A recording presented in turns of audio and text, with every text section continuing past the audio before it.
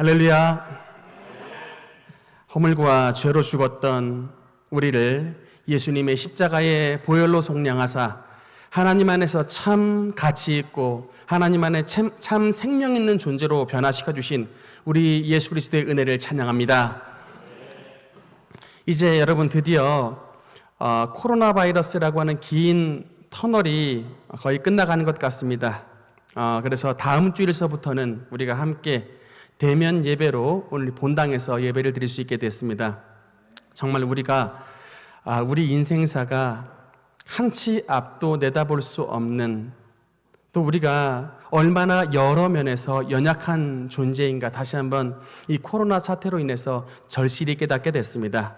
그럼에도 불구하고 이 힘든 시기 동안에 하나님께서 우리와 정말 함께 해주셔서 우리 능력교회 성전 건축도 다 무탈하게 지나게 하셨고, 또 우리 성도님들 가운데 단 한 분도 코로나가 걸려서 직접적인 육체의 고통을 당했던 분이 없이 무사히 통과하게 하신 우리 주님께 감사와 영광을 돌려드립니다.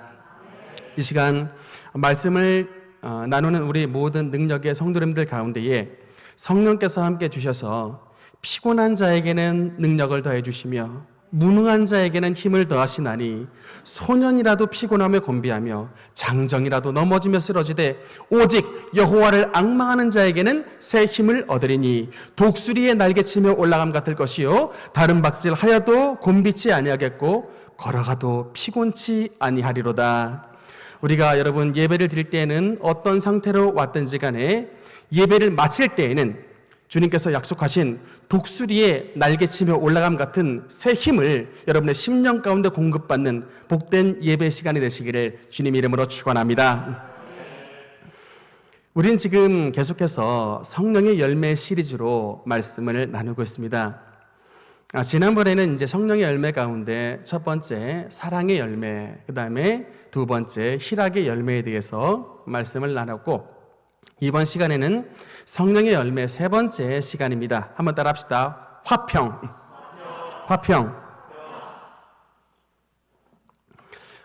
여러분, 이 화평이라는 단어가 같은 의미이지만 다른 단어로서 여러 번 이제 성경에 다른 표현이 등장을 합니다.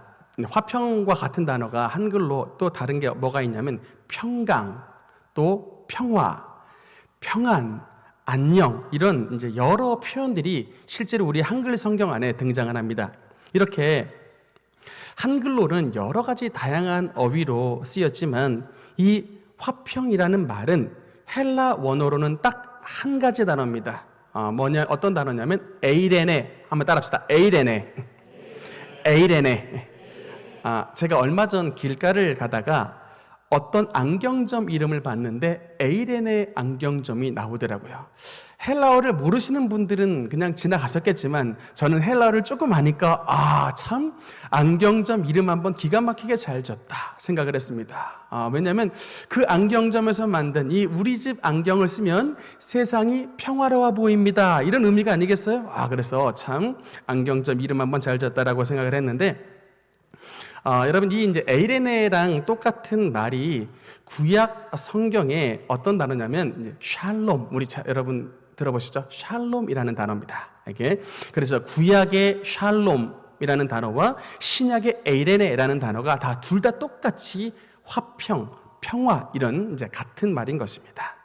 그래서 여러분, 제가 한참 예전에 성가대에 현역으로 활동을 했던 적이 있습니다. 제가 목사가 돼서 제일 좀 아쉬운 점이 성가대에 못 앉는다는 거예요. 제가 원래 중학교 때부터 성가대에 오래 앉아가지고, 사실 우리 능력교도 뭐 성가대 있습니다만 성가대 대원들 착 부르면요, 제가 어지간한 거 내 파트 다 알고 있어요. 그래서 이분이 지금 제대로 소리를 내는가 못 내는가를 제가 딱 듣고 금방 캐치를 할 수 있는데, 제가 성가대 현역으로 활동하던 시절에 참 자주 불렀던 성가가 있습니다. 여러분도 혹시 아시는지 모르겠는데 평화의 기도라는 이제 성가입니다.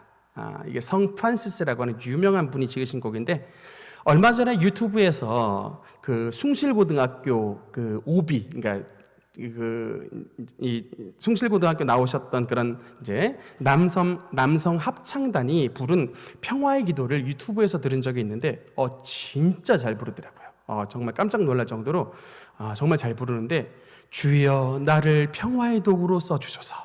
미움이 있는 곳에 사랑을, 상처가 있는 곳에 용서를, 분열이 있는 곳에 일치를, 의혹이 있는 곳에 믿음을 심게 하소서. 이렇게 찬양하는데 정말 참 감동을 받았습니다. 정말 평화의 기도, 정말 아름다운 찬양의 가사라는 생각이 들었습니다. 그런데 이렇게 평화에 관한 아름다운 찬양이 들리고, 우리 모두가 사실은 평화로운 세상 속에서 살기를 원하고 추구합니다만, 여러분, 현실은 정말 그러지 못할 때가 너무나도 많이 있다. 혹시 우리 능력교회 성도님들 가운데, 목사님, 우리 가정은 완전히 한마디로 노 프로블럼입니다.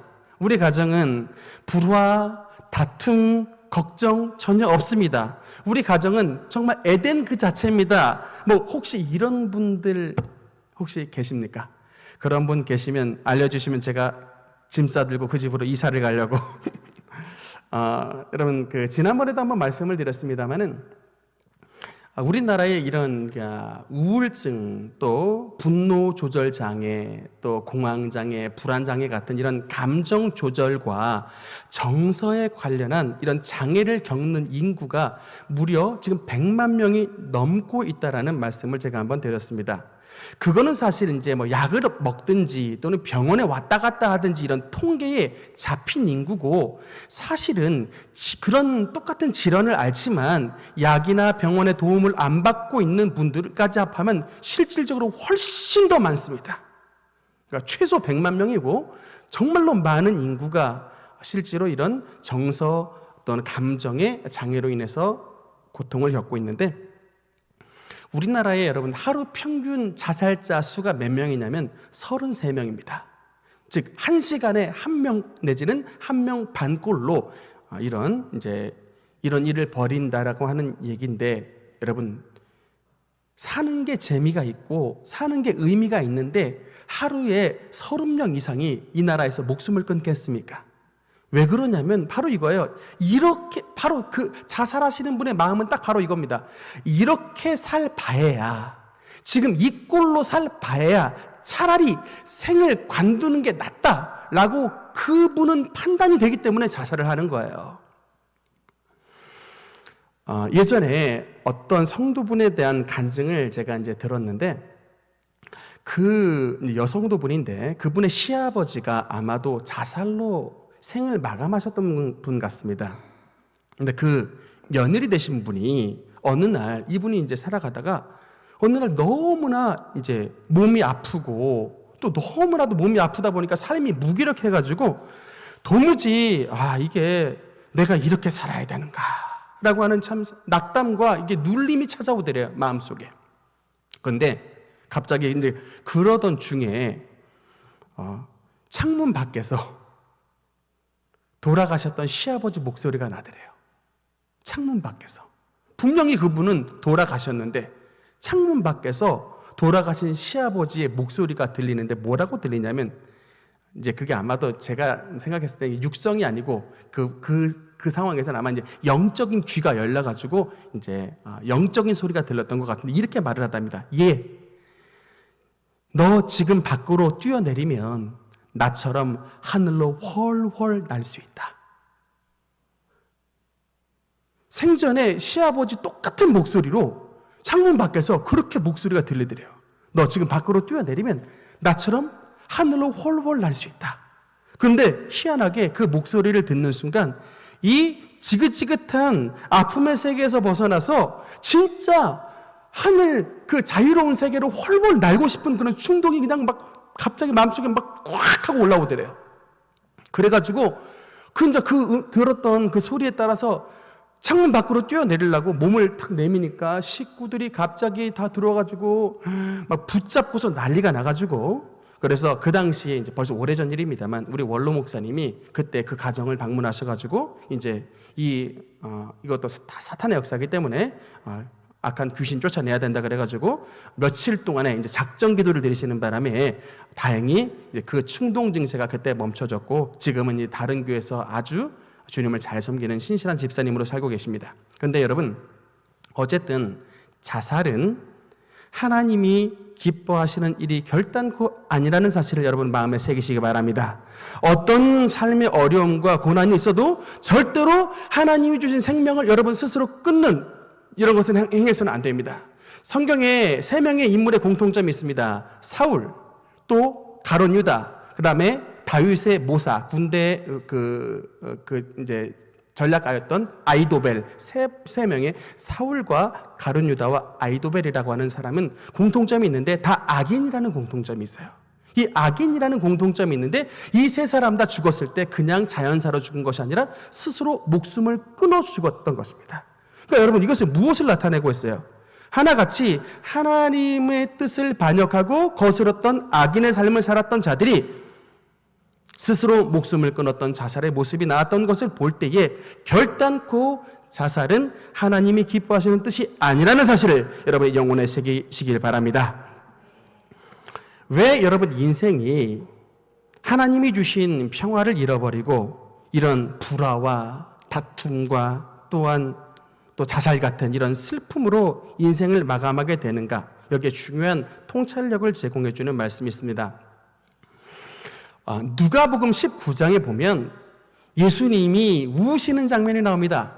여러분, 제가 어릴 때 어른들한테 남자는 딱 3번 우는 거야 라는 얘기를 들었는데, 여러분, 우리 예수님은 그러면 몇 번 우셨을까?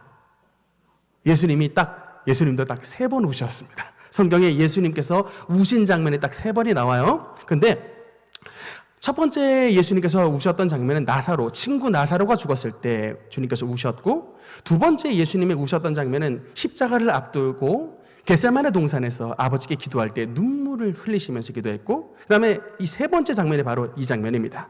그 예루살렘에 입성하셨을 때. 그래서 19장 41절에 보면 41절 42절에 보면 이렇게 말씀이 나옵니다. 가까이 오사 성을 보시고 우시며 이르시되 너도 오늘 평화에 관한 일을 알았더라면 좋을 뻔하였거니와 지금 내 눈에 숨겨졌도다. 너도 오늘 평화에 관한 일을 알았더라면 좋을 뻔하였거니와 내 눈에 숨겨졌도다. 예수님께서 우시며 말씀하는 거예요. 네가 진짜, 이건 예루살렘에 와 있는 모든 이스라엘 백성들을 가리킵니다. 니네가 진짜 평화의 본질을 모르는구나. 뭐가 평화인지를 모르는구나.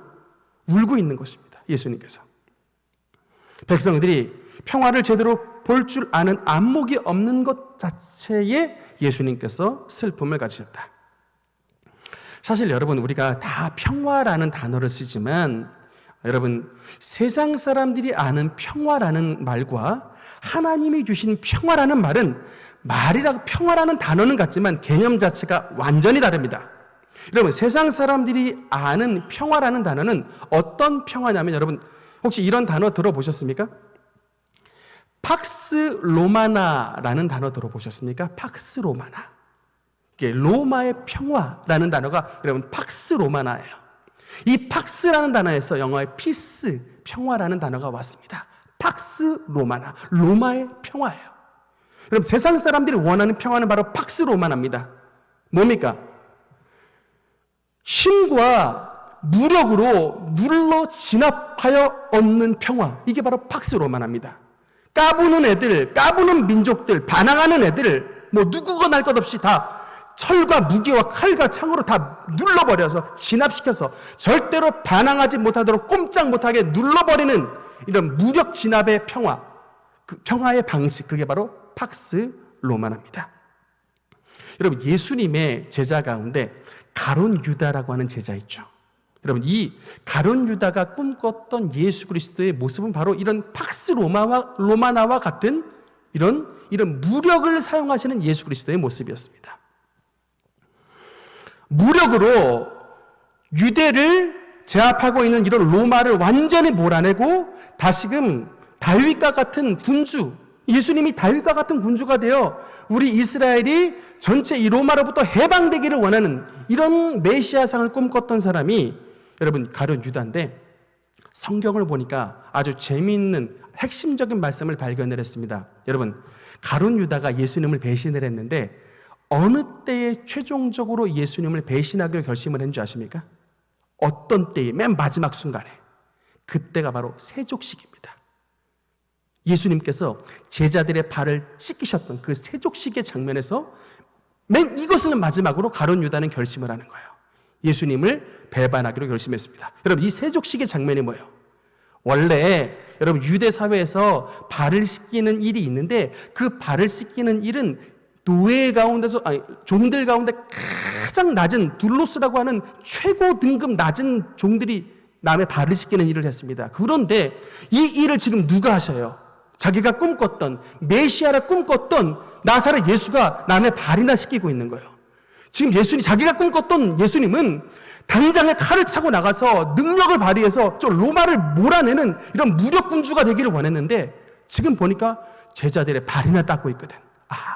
뭐예요? 그 순간 완전히 실망 가득, 완전 분노 가득합니다. 그래서 결국에 누구를 찾아가냐면 대제사장들 찾아가는데 그 대제사장들에게 은 30냥에 예수님을 팔아버리는데 여러분, 은 30냥은 당시의 노예 매매 거래값이었습니다.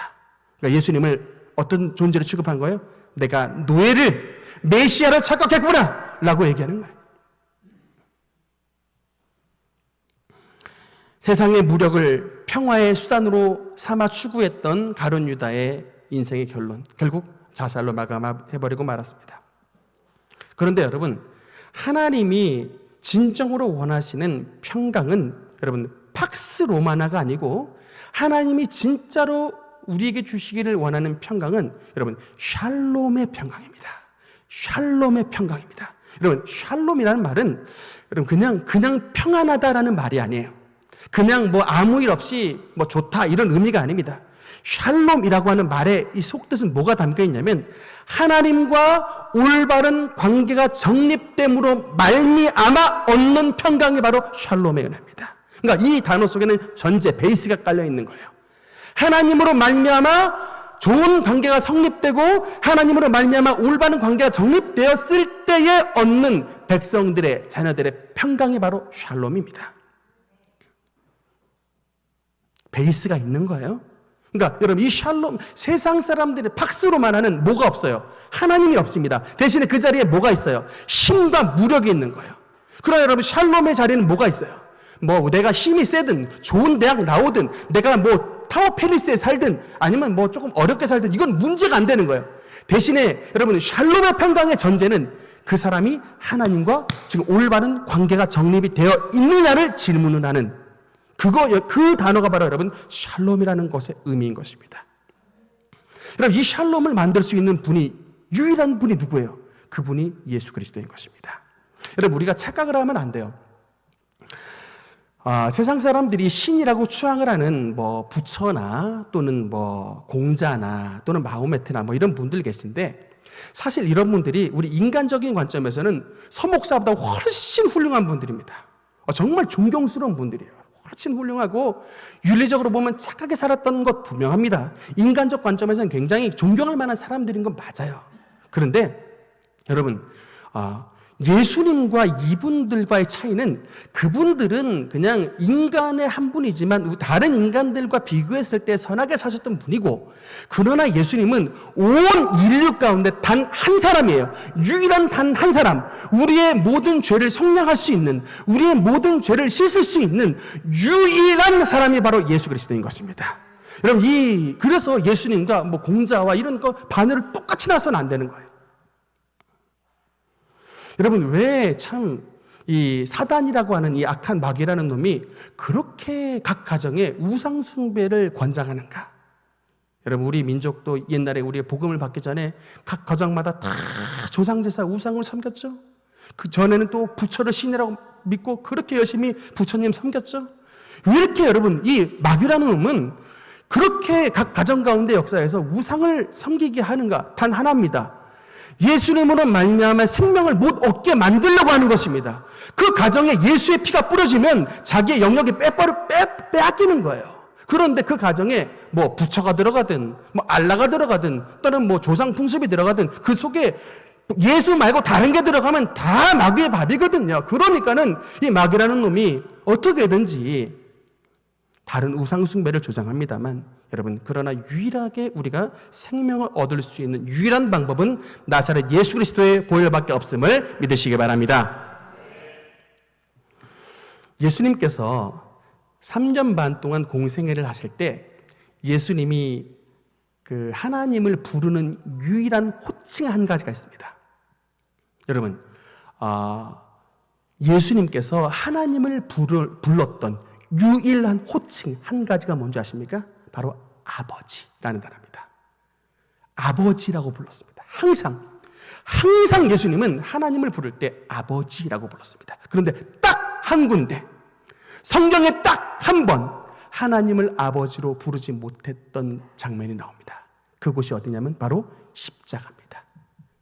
예수님의 십자가에서만 딱 한 번 예수님은 하나님을 아버지라고 부르지 못했습니다. 엘리 엘리 라마 사박다니, 나의 하나님 어찌하여 나를 버리셨나이까. 딱 한 번 그 십자가에서 예수님은 하나님을 아버지라고 부르지 못했습니다. 하나님으로만 호칭했습니다. 왜 그럴까요? 여러분, 이유가 뭘까? 그 십자가에서 예수님이 저와 여러분의 모든 죄를 지금 담당하셨기 때문입니다. 지금 그 십자가에서만큼은, 예수님은 원래 하나님의 사랑받는 아들이지만 그 십자가에서만큼은 저와 여러분의 죄를 대신 짊어진 어린 양입니다.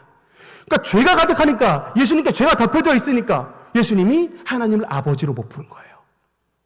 여러분, 하나님이 얼마나 저와 여러분을 사랑하신지 아십니까? 그 독생성자 예수 그리스도를 십자가에 매달아 죽이시기까지 저와 여러분을 사랑하셨기 때문에 독생성자 예수 그리스도를 내어주신 것입니다. 여러분, 이 사랑에서 감히 어느 누가 우리를 주님의 품 안에서 빼앗을 수 있겠습니까? 마귀는 여러분 무엇을 조장하는 거예요? 이런 하나님의 크신 사랑이 있음에도 불구하고 조그만 것 하나로 불만과 불평 자꾸 마음에 들게 만듦으로 마치 내가 하나님의 사랑에서 벗어나 있는 것처럼 느끼게 만드는 거예요. 여러분, 제가 병원에 가니까 여러분 다른 게 은혜가 아니에요. 그냥 사지 육체 그냥 건강한 것만은 여러분 얼마나 감사한 건지 모릅니다. 제가 경희의료원에서 자원봉사할 때 그 9살 난 그 꼬마 여자애, 지금도 기억이 나는데, 그 9살 난 꼬마 여자애가 벌써 신부전증이 와가지고 눈이 이렇게 부었어요. 눈에 있는 눈썹이니 속눈썹이니 다 뽑았어요. 그 투석을 해요, 그 어린 아이가. 여러분, 그런 모습을 보면서 지금 제가 병원에 느낄 때마다, 야, 그냥 이렇게 사지육체 멀쩡하고 건강하게 사는 것 자체가 여러분 얼마나 큰 은혜인지 모릅니다. 그러면 우리가 이건 당연한 건 줄 알잖아요. 당연히 내가 누려야 되는 은혜인 줄 알잖아요. 여러분, 세상에 당연한 게 없습니다. 저와 여러분, 오늘 지금 우리가 숨 쉬고 있는 건 하나님께서 우리를 사랑하신 덕분에 오늘도 생명을 주셨기 때문에 여러분, 우리가 지금 주님 안에서 이렇게 기고 동작할 수 있는 것임을 믿으시기 바랍니다. 그래서 여러분, 우리가 정말 어떻게 우리가 주님의 주신 평강을 이 땅 가운데서 누리며 살아갈 수가 있느냐? 정말 우리가 분명히 기억해야 될 것은, 우리가 지금 여러분 하나님 안에 평강을 누리고 있는가, 평강을 누리고 있지 않는가를 검사할 수 있는 영적인 여러분 리트머스 종이가 있습니다. 이 리트머스 종이를 갖다 대면 이게 산성인가 염기성인가를 이게 구별할 수 있는 종이지 않습니까? 여러분, 우리의 영적인 리트머스 종이가 있어요. 내가 지금 하나님 안에 진짜 평강을 누리고 있는가, 평강을 누리지 못하고 있는가를 판별할 수 있는 영적인 리트머스 종이가 있는데, 그것은 바로 뭐냐면 내가 지금 두려움이라고 하는 이 여러분 마음의 감정이 나의 마음을 지금 지배하고 있는가 아닌가라고 하는 이런 점에서 내가 지금 하나님의 평강을 누리고 있는가 아닌가를 판단할 수 있습니다. 여러분, 사실 우리는 살아가면서 두려움을 가질 수밖에 없는 존재입니다. 여러분, 왜 그럴까요? 우리는 유한한 자원 속에 살고 있기 때문에 그래요. 자식들 대학 보내려면 얼마나 돈 많이 필요합니까? 우리 가정 좋은 데 살아가려면 얼마나 많은 물질이 필요합니까? 여러분 또 우리 학생들 공부 잘해서 서울대학 가고 싶죠? 서울대학 가려면 얼마나 공부를 잘해야 됩니까? 여러분 서울대학 갔다고 인생 끝납니까? 삼성과 같은 좋은 직장 들어가려면 얼마나 또 능력을 인정받아야 됩니까? 이 경쟁 사회 속에 살다 보면 두려움이 없을 수가 없어요. 여러분 제가 참 느꼈던 게 제 초등학교 때 인왕초등학교 달리기 선수였습니다. 안 믿겨지시죠? 인왕초등학교 100m 달리기 선수였는데 제가 뭐 뛰었다 그러면 우리 학교 창문 열고 여자애들이 막 소리를 지르고 난리가 났었어요. 막 너무 잘 뛰니까 반밖에 앞서고 있어도 제가 뛰면 그냥 다 따라잡아 버려요. 그러니까 막 학교가 떠나가라고 그 고함 소리를 듣고 제가 달려서 내가 정말 잘 뛰는구나. 나 좀 운동 굉장히 잘하는구나라고 좀 착각을 했다가 그게 깨졌던 게 불광초등학교에서 전국체전이 있었는데 100m 달리기 전국체전에 한번 나가봤습니다. 탕! 하고 하는 순간에 1초도 안 됐는데 그때 아마 한 8명인가 떴던 것 같은데 6명이 내 앞으로 다 뛰어가더라고요. 제 뒤에 한 놈밖에 없었어요. 제가 그렇게 예선 탈락을 하고서 세상은 너무나 넓구나.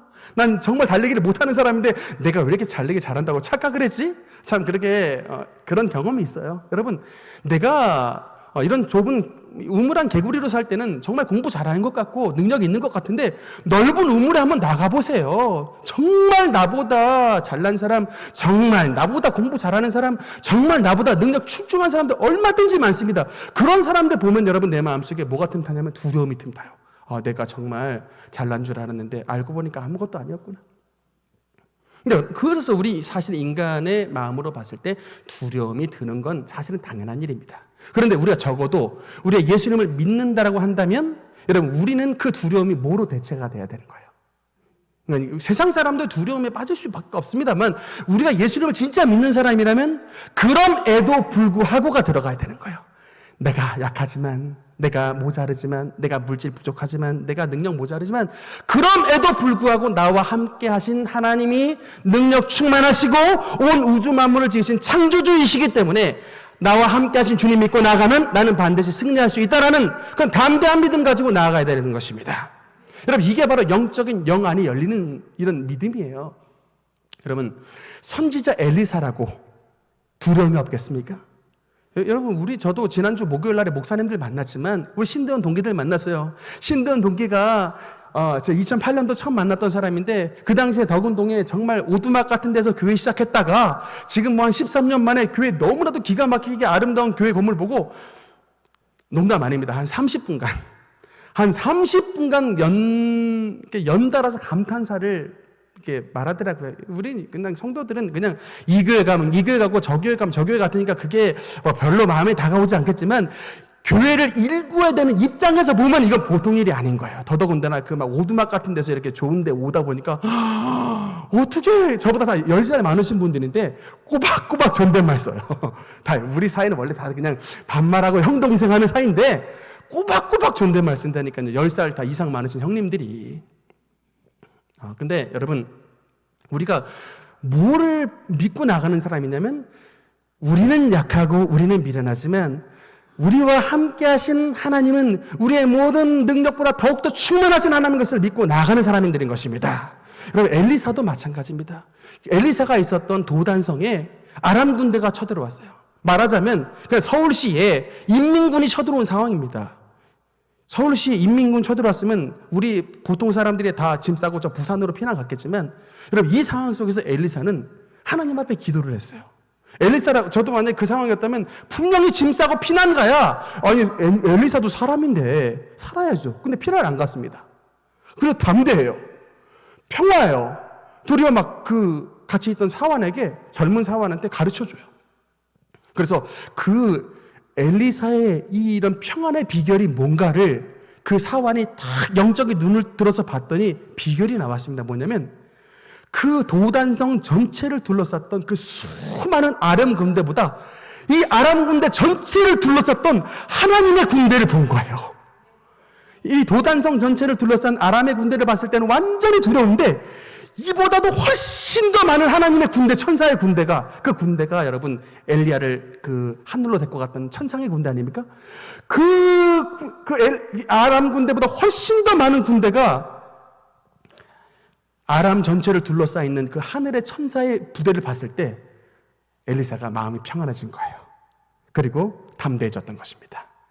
그러더니 결국엔 엘리야가 손 한번 휙 한번 흔드니까 아람 군대 전체가 눈이 멀어버렸습니다. 그래서 그냥 뭐 싸움 한번 하지 않고 그냥 전체가 바로 승리했던 건 아니겠습니까?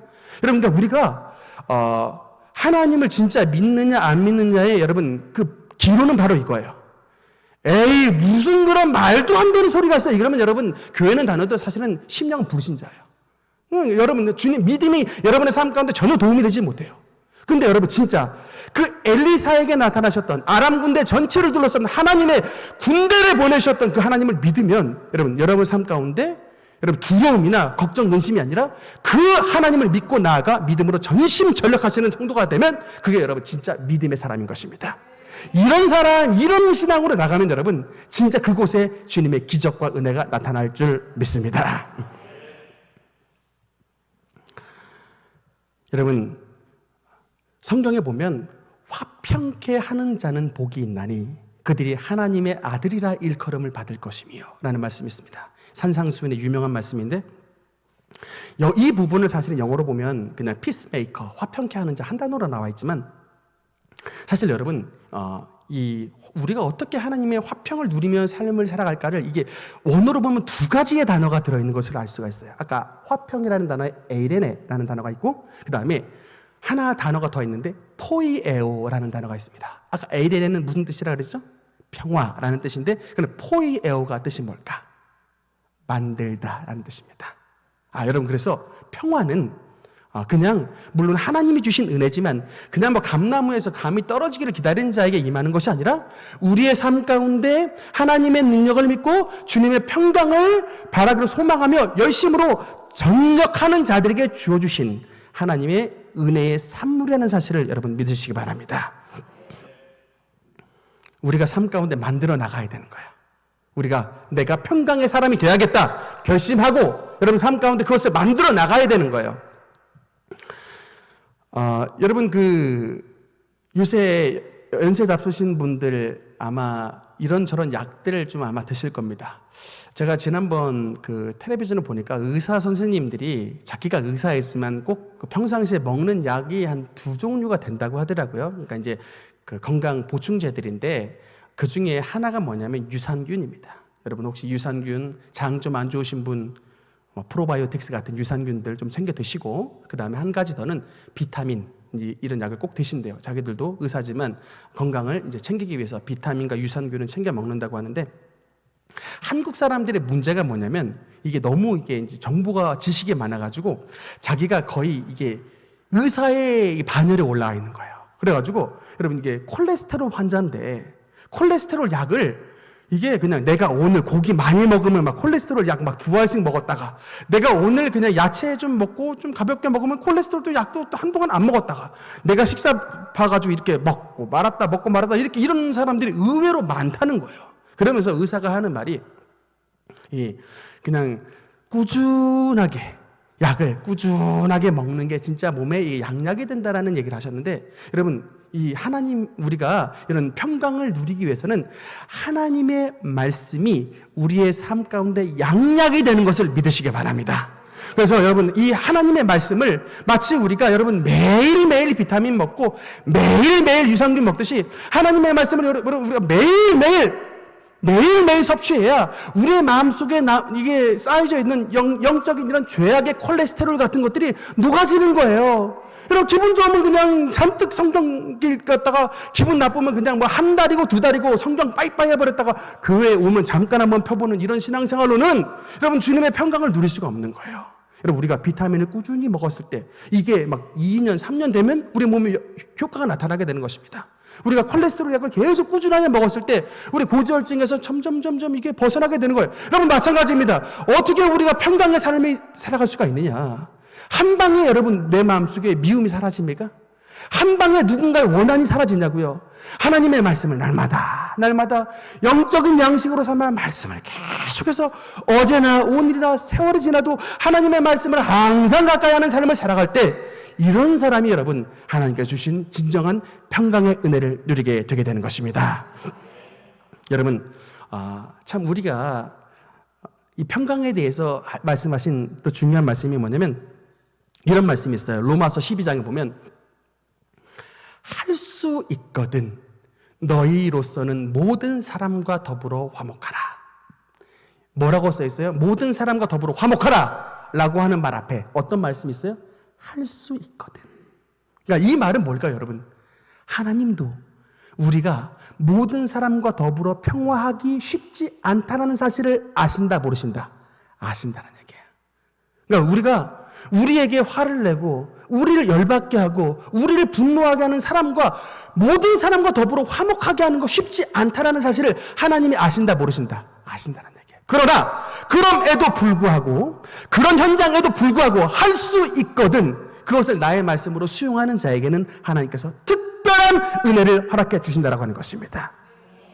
모든 사람이 다 여러분 할 수는 없지만 그러나 내가 화평케 하는 자는 복이 있나니 하나님의 아들이라 일컬음을 받을 것이며 그 사람에서 내가 하나님의 아들됨을 증명하고 싶은 그런 간절한 소원이 있는 사람에게는 화가 낼 순간에도 분노가 올라오는 순간에도 여러분 정말 머리에 뚜껑이 열리는 이런 순간에도 그런 하나님의 의와 평강을 위하여 나의 화를 누를 수 있는 이런 여러분 마음의 자세, 이런 마음의 자세를 가진 사람에게는 하나님께서 분명한 은혜를 베풀어 주신다.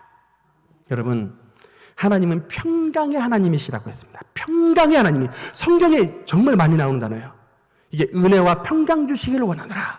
평강의 하나님이 성경에 정말 제가 다시 한번 이번 자료를 찾아보면서 평강이라는 단어가 너무나도 많이 나오는 것을 보고 깜짝 놀랐습니다. 와, 이렇게 많이 나오는 단어가? 근데 우리가 참 이렇게 성경은 많이 말씀을 하지만 이 말씀을 붙잡지 않으니까는 평강을 못 누리는데 그러나 우리가 할 수 있거든 해서 진짜 할 수 있는 사람으로 내가 서게 되면 하나님의 평강이 여러분의 평강이 되게 되는 것입니다. 정말처럼 여러분 예수님께서 십자가에 달리실 때 성경에 한마디 말씀이 나와요. 쓸개탄 포도주를 먹지 아니하였더라. 예수님께서 십자가에 달려 돌아가실 때 사람들이 예수님께 쓸개탄 포도주를 갖다 줬는데 그 쓸개탄 포도주를 주님께서 마시지 않았다라고만 나와요. 여러분 이 쓸개탄 포도주, 여러분 왜 예수님께서 쓸개탄 포도주를 거절하셨을까? 여러분 이거는 오늘날로 말하면 몰핀이에요. 마취제입니다. 십자가에 한번 매달리면요 사람이 때로는 3일, 때로는 일주일간 매달려서 사는 경우가 있어요. 여러분 그 극한 형벌을 받아야 돼요. 여러분 사실은 우리가 사극에 보면 목 잘려 탁 죽는 거 되게 잔인해 보이지만 사형수한테는 그게 그냥 가장 큰 축복이에요. 가장 짧게 가버리잖아요.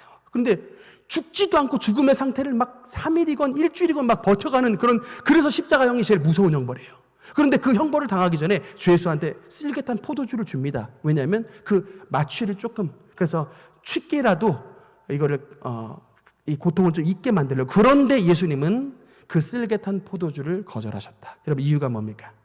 아까 이사야 53장에 그가 찔림은 우리의 허물을 인하며 그가 상함은 우리의 죄악을 인함이라. 그가 징계를 받음으로 우리가 평화를 누리고 그가 채찍에 맞음으로 우리가 나음을 입었도다. 여러분 우리에게 주님의 아파하심으로 주님의 징계를 받으심으로 저가 채찍에 맞으심으로 우리에게 나음을 주시기 위해 치료를 주시기 위해 주님께서 쓸개탄 포도주를 거절하셨다는 사실입니다. 여러분 주님께서 주시기를 원하시는 진짜 평강은 저와 여러분의 영육 간의 치료인 것을 믿으시기 바랍니다. 여러분 주님께서 진짜 주시기를 원하시는 그 평강의 은혜는 치료예요. 그렇기 때문에 주님은 쓸개탄 포도주를 거절하셨던 것입니다. 만약 주님의 자녀를 위한 치료를 주님께서 그냥 원하시지 않았다면 그 주님께서 그냥 쓸개탄 포도주 드셨을 거예요. 왜 거절하셨는가? 우리가 생애 살아가면서 당해야 되는 모든 아픔과 영적인 아픔과 육적인 아픔을 주님께서 십자가에서 모두 다 가져가시기 위해 쓸개탄 포도주를 거절하신 것입니다. 여러분 이 사실을 믿는 여러분, 주님의 십자가를 바라보며 주님의 놀라운 육체와 정신의 여러분 10년 가운데 치료를 받으시는 저와 여러분 되시길 소망합니다. 제가 엊그제 원로 목사님 모시고 병원에 다녀왔습니다.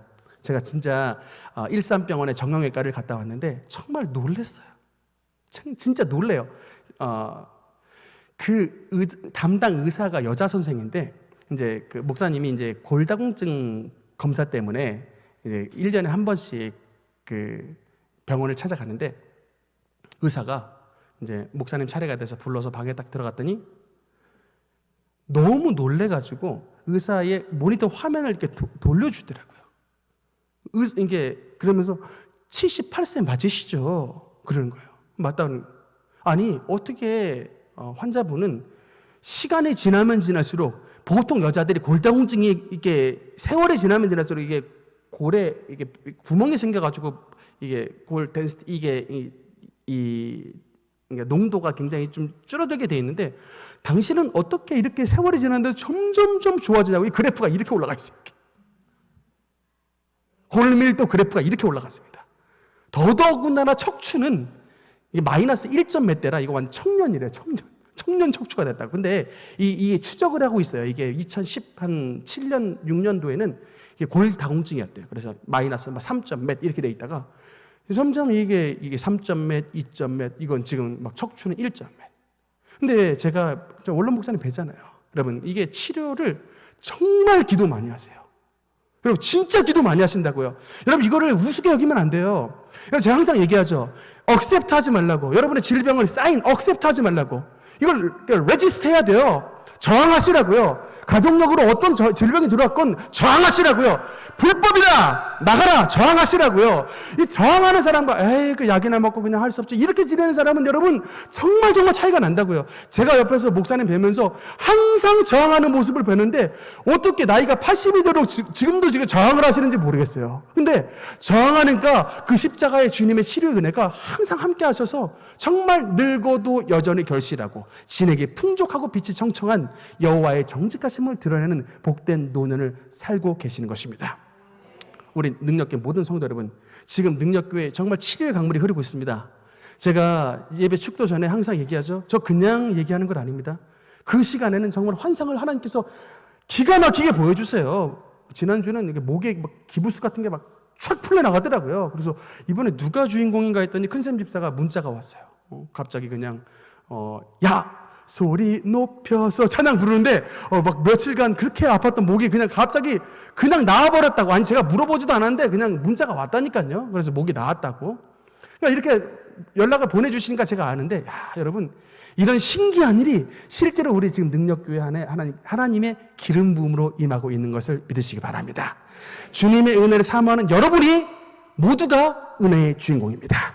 믿고 나아가는 은혜 받는 것입니다. 십자가의 은혜는 여러분 강물과 같은 은혜요. 샘물과 같이 넘쳐나는 은혜입니다. 말씀의 결론을 맺겠습니다.